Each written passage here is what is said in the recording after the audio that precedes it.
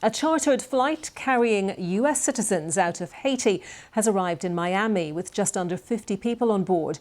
It flew out of the northern town of Cap-Haitien as gang violence has closed the airport in the capital, Port-au-Prince. Gangs still control large parts of the capital and people are trying to head north to safer areas. Our Central America correspondent, Will Grant, is one of the first international journalists to get into the country and reports now from Cap-Haitien, where many displaced people have been heading. Cap-Haitien suffers from almost all of Haiti's deepest problems: grinding poverty, chaos, disorder and corruption, but crucially not gang violence. So it's becoming the main safe haven for people forced to leave the gang-controlled capital, Port-au-Prince. Another busload arrives, having run the gauntlet of a dangerous journey. It took us hours longer than it should, as we had to reroute around the gang checkpoints and there was gunfire, says this passenger, who was clearly shaken. Fernel Pierre made the same journey 6 months ago. It's almost impossible to pull yourself from poverty in Haiti. Fernel managed it. But becoming a middle-class businessman made him a target. The gangs destroyed his business, ransacked his house and tried to kidnap him. And in the process plunged him and his family back into poverty.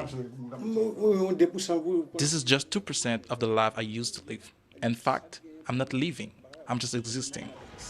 The longer the power vacuum in Haiti continues, the worse the humanitarian emergency here becomes. In turn, more and more displaced people will flock to the city of Cap-Haitien in search of refuge from the violent gangs that have such a tight grip on the capital. One of Haiti's main gangs has released a slickly produced video currently circulating online. It shows a well-armed militia, a group prepared to take on the Haitian state and any international force which might be deployed here. While the security situation is that of a failed state, so are the politics. We have violence in Haiti. Yuri Latrotou was the head of the Senate and is currently under US sanctions for alleged links to drug trafficking and gangs. That's something he denies and points the finger of blame at his opponents instead. Government works with the gangs. And this is the problem. The gangs become another institution of the state. And in this situation, police can do anything. Amid the worsening crisis, the US State Department has laid on a charter flight for Americans to leave for Florida. Several dozen took up the opportunity to flee. However, that's a luxury most Haitians aren't afforded and must seek a safe place inside Haiti instead. Will Grant, BBC News, Haiti.